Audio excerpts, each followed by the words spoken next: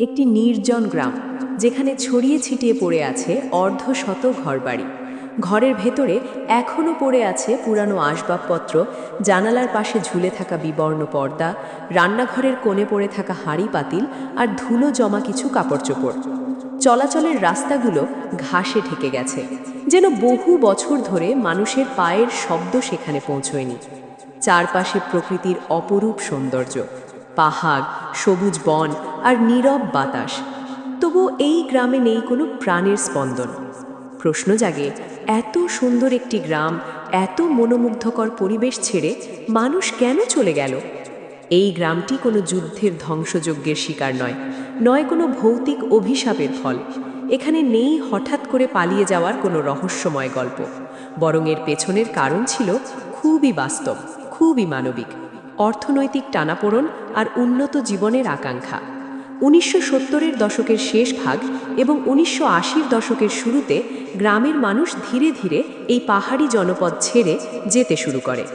সে সময় উপকূলীয় এলাকাগুলোতে দ্রুত বিকাশ ঘটছিল গ্রিনহাউস কৃষি ও পর্যটন শিল্পের।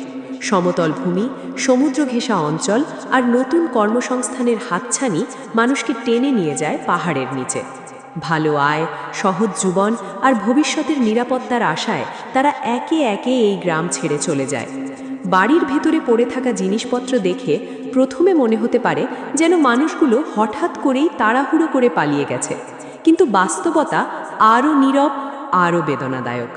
নতুন জায়গায় গিয়ে তারা সব কিছু নতুন করে শুরু করেছিল, তাই পুরনো জীবনের ভার, পুরনো আসবাব, কাপড় চোপড় বা রান্নার সরঞ্জাম আর সঙ্গে নিয়ে যাওয়ার প্রয়োজন বোধ করেনি। সেগুলো রয়ে গেছে এখানেই, নীরব সাক্ষী হয়ে একটি ফেলে আসা জীবনের। গ্রামটি পাহাড় আর প্রকৃতির কোলে অবস্থিত, সমুদ্রপৃষ্ঠ থেকে প্রায় 500 মিটার উঁচুতে। জনপ্রিয় পর্যটন এলাকা সারি ফোরাদা থেকে খুব বেশি দূরে নয় এই স্থানটি। আজ আর এখানে বসবাস নেই হাসি আড্ডা কিংবা দৈনন্দিন কোলাহল। সময়ের সাথে সাথে প্রকৃতি ধীরে ধীরে নিজের অধিকার ফিরে নিচ্ছে। ঘরের দেয়ালে লতা পাতা উঠছে, ছাদ ভেঙে ঢুকছে রোদ বৃষ্টি। বর্তমানে এই গ্রামটি পরিচিতি পেয়েছে গোস্ট ভিলেজ বা ভুতুড়ে গ্রাম নামে। রহস্য নয়, বরং মানুষের জীবন সংগ্রাম আর পরিবর্তনের নীরব ইতিহাসই এখানে সবচেয়ে বড় গল্প। আজ এটি পর্যটকদের, বিশেষ করে হাইকারদের কাছে একটি জনপ্রিয় দর্শনীয় স্থান। তারা এখানে এসে শুধু পরিত্যক্ত ঘরবাড়ি দেখে না, দেখে যায় মানুষের ফেলে আসা স্বপ্ন, স্মৃতি আর এক সময়ের প্রাণবন্ত জীবনের নিঃশব্দ প্রতিচ্ছবি।